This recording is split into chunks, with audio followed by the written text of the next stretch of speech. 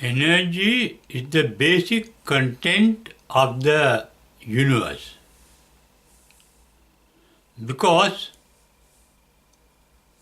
every item that the universe contains is made up of energy. The basic manifestation of the energy is called matter.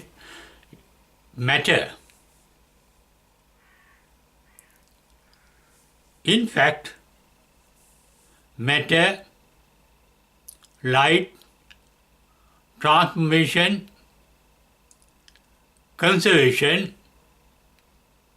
are different terms referring to different aspects of the universal energy.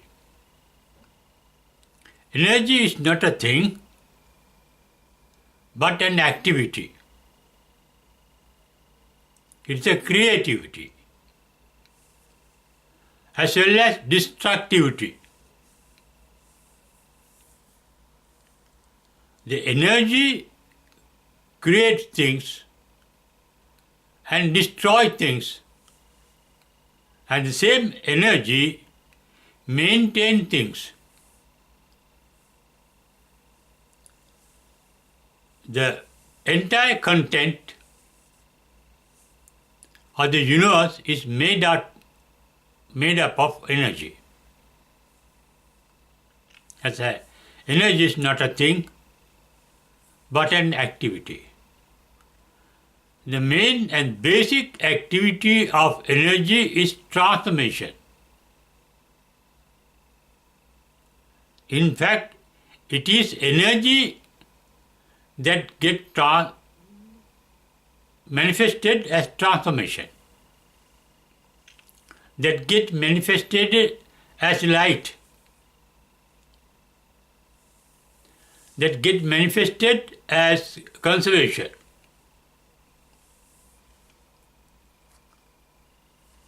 Scientists say matter is frozen light. That is what we can experience. However, in this transformation, it is not sure whether light can turn into matter, while matter can turn into light. It seems that light is the finest form of matter, finest form of energy. That is why the ultimate realization of the reality of the universe is called enlightenment. One becoming light itself. Universe is light. Light is energy. Energy is matter. And the matter can be transformed into light.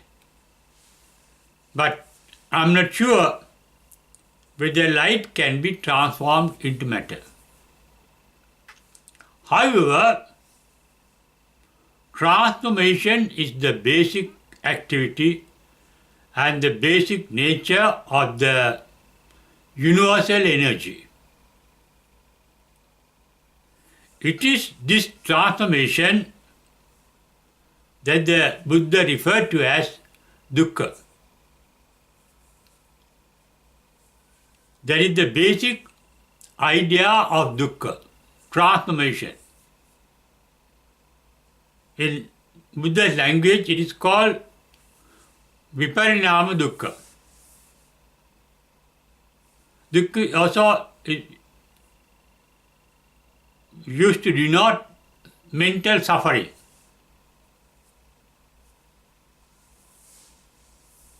Therefore, The word dukkha is translated into English as suffering. Suffering is only one aspect of the universal energy. As I mentioned earlier, energy is getting transformed. The pleasant state of mind can get transformed into an unpleasant state. Then there is feeling. It's called Vedana. Suffering. Suffering is a form of transformation of the mind, the mental state. Transformation is energy. That is the activity of the energy, manifestation of universal energy.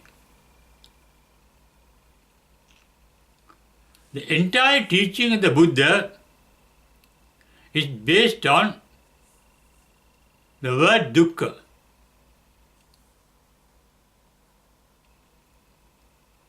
Ultimate truth he realized at the enlightenment was with regard to the dukkha,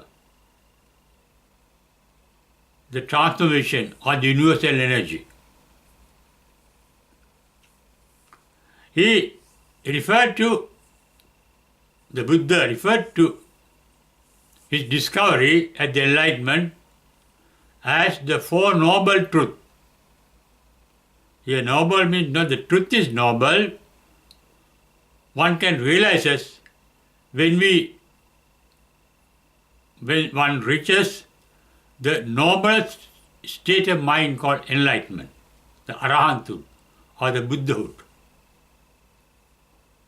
It is by realizing this Four Noble Truths that one can get enlightened and become the noblest human being, enlightened one.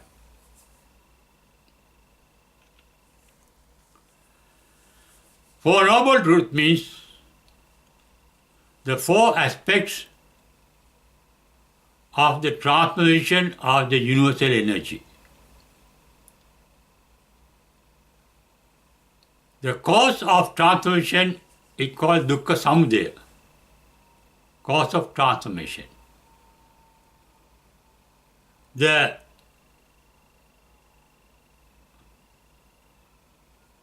ending of transformation is called dukkha nirodha. The way to end the transformation is called dukkha nirodha gamini patipada in the Buddha's language. These four aspects of the universal transformation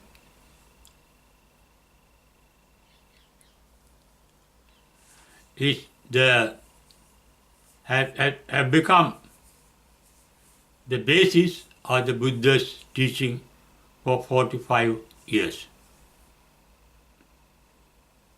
He spoke of dukkha, the transformation, and the transformation of matter is caused by the dynamism of the universal energy, the activity of the universal energy. It's called dukkha samudaya. The main activity is caused by, in ourselves, by our thirst for happiness. It is called tanha in Pali. Our mind gets transformed due to this thirst. Bhava tanha means thirst for the happening of certain things. Vibhava tanha means for not happening. Kama tanha is the basic aim, the thirst for happiness, sensual happiness. Enlightenment means the ending of transformation, that is, the ending of mental transformation. It's also called transformation because the original unsophisticated stated mind is non-suffering. Bliss, perfect bliss called nirvana, nibbana in Pali. That is the original state of mind. It is through transformation of that original state that we undergo suffering. And suffering can be put to an end by removing the cause, the mental cause of the transformation. That is the thirst for happiness, the need for happiness, the need for happiness through sensual pleasures. Ordinary beings think that they can be blissful and happy by satisfying sensory needs. But that happiness, that bliss is temporary. When you are hungry, when you eat some food, you feel happy. When you are thirsty, when you drink something, you feel happy. That is only a temporary state. Everything in this universe is impermanent. That is due to the universal transformation of energy.